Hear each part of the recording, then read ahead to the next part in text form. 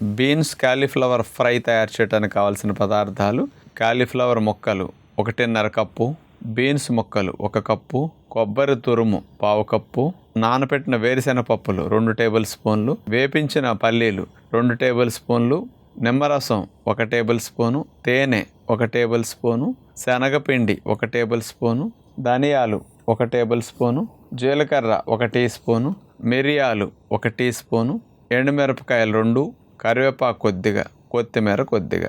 ముందుగా ఒక బౌల్ తీసుకుని అందులో నిమ్మరసం వేసేసి దానిలోనే కొద్దిగా పసుపు, తేనె కూడా వేసేసి ఈ మూడుటిని బాగా కలిపేస్తాం.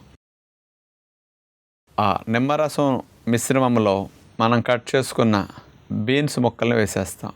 అంటే బీన్స్ ముక్కల్లో చప్పదనం లేకుండా ఈ తేనె, నిమ్మరసం, పసుపు మిశ్రమం పట్టేస్తుంది అనమాట. అందులోనే కాలీఫ్లవర్ ముక్కలు కూడా కొద్దిగా అట్లా ఆ నిమ్మరసం, తేనె మిశ్రమం అయ్యేటట్టు కలుపుకుంటాం.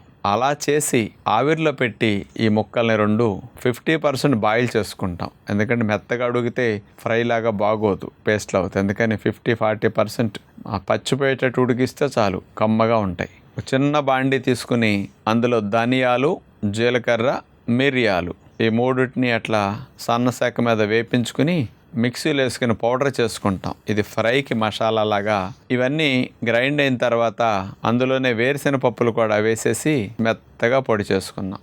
ఇక ఫ్రైకి మంచి మందపాటి పాత్ర పెట్టేసి మేగడ వేసేసి అందులో ఎండుమిరపకాయలు ముక్కలు తుంపేసి వేసాం, కరివేపాకు, అట్లాగే కొద్దిగా శనగపిండి.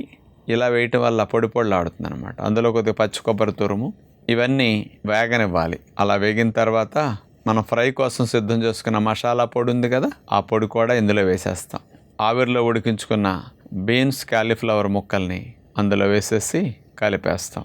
అసలు ఈ ఫ్రై ఒట్టిగా ఒక 1/2 కేజీ పెట్టుకుని పుల్కా లేకుండా కూడా స్పూన్తో నిమ్మరసం పిండుకుని వేడివేడిగా ఉన్నప్పుడు కనుక అట్లా తినేస్తే ఎంత కమ్మగా ఉంటుందో.